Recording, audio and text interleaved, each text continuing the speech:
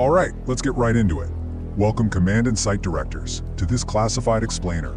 We are reviewing a highly restricted threat assessment dossier for SCP-272 today. As high-level security personnel, we need your undivided attention on the anomalous mechanics we're about to cover. Today's briefing will proceed systematically.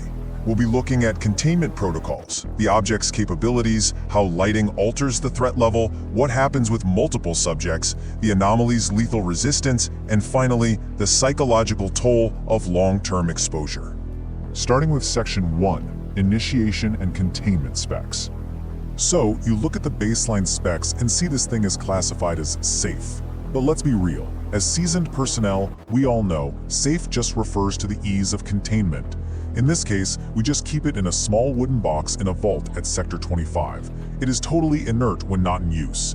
But you need to pay close attention to that last mandate. Do not drop during transit. The consequences of making that mistake are severe. What we're actually looking at here is an 11.5 centimeter iron nail.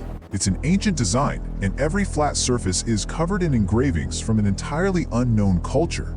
Personnel who have handled it consistently describe the markings as captivating, but honestly kinda scary. Though to be fair, the creepy aesthetic is really the absolute least of our worries. Moving to Section 2, Object Profile and Capabilities. That mundane rusty nail act drops entirely the second it gets near an active light source. We call this primary mechanism shadow pinning. Basically, if SCP-272 is dropped onto someone's shadow, it immediately embeds itself into the surface and violently immobilizes the target. It literally pins them down. There is zero chance of evading this once it drops. Here is how it plays out. First, the nail embeds exactly 2/3 of its length into whatever surface the shadow is hitting. Doesn't matter how hard the material is, it goes right in. Second, the subject is trapped. They can't pull it out themselves by any means, and they are restricted entirely to movements that keep their shadow cast right on that nail. Then there's Step 3, which is this weird cognitive hazard. Anyone watching feels a slight aversion to the object, but uniquely, they get this distinct feeling that it's only fair if they pull the nail out for the victim. All right, Section 3, Environmental and Lighting Variables. Now, the real danger of this anomaly actually comes from the environment. Under normal overhead static lighting, the subject can move around a bit as long as they stay within the radius of their own shadow. No harm done. But you introduce a rapidly shifting light source, or say the sun rising, the subject gets violently dragged at a proportional rate just to keep their shadow cast on the nail. It is completely merciless. To really put that into perspective, look at the results of Test 272-C. We pinned a D-class subject outside overnight. At exactly 6:06 a.m., the sun came up. And because of the rotation of the Earth itself, the shadow started to stretch. The subject was essentially dragged by the planet itself. We ended up recovering the torso 106 meters away. The sheer road rash and blunt trauma were absolutely catastrophic. Let's move on to Section 4, Multi-Subject Area Effects. Things get even weirder when you introduce a bunch of overlapping shadows. You'd think it might pin everyone, right? Well, actually, no.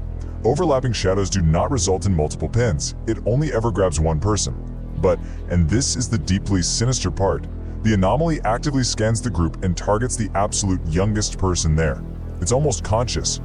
As for the people it doesn't pin, they consistently report hearing a phantom scream, while simultaneously physically shivering from a sudden, localized drop in temperature.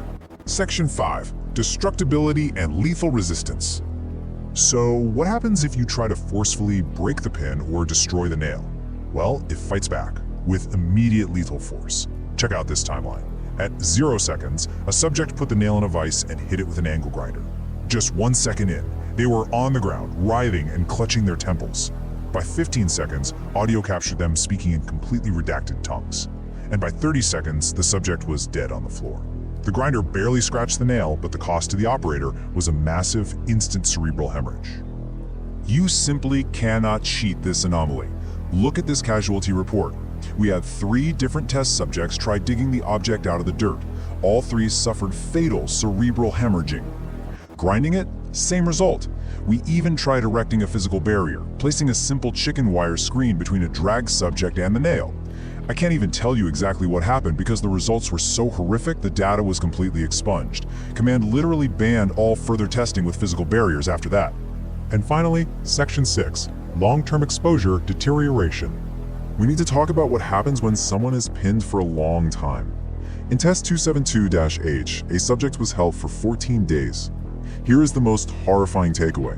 The anomaly actually unnaturally sustains the victim's life. They survived for over a week with absolutely no food or water. It literally keeps them alive just to prolong the torment. The psychological collapse is severe, forcing the victim to rapidly shift between extreme mania and a totally comatose state. By the 14th day, our subject, D272-04, wasn't even speaking English anymore. They were just frantically babbling in some unknown tongue. Our linguist translated it, and it's grim.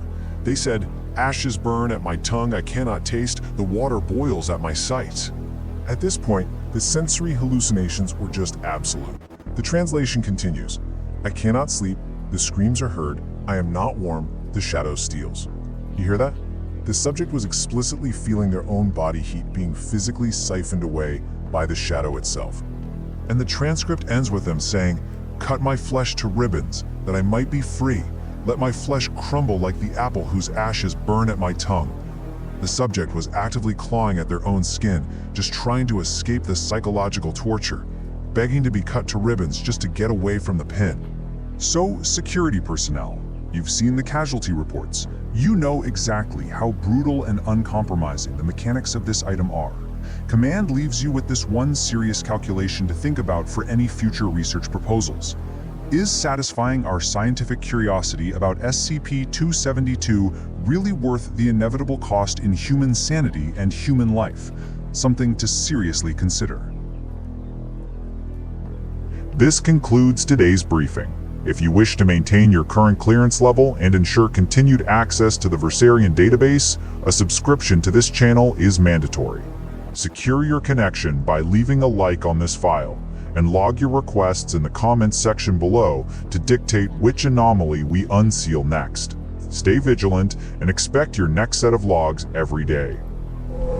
Secure, contain, protect.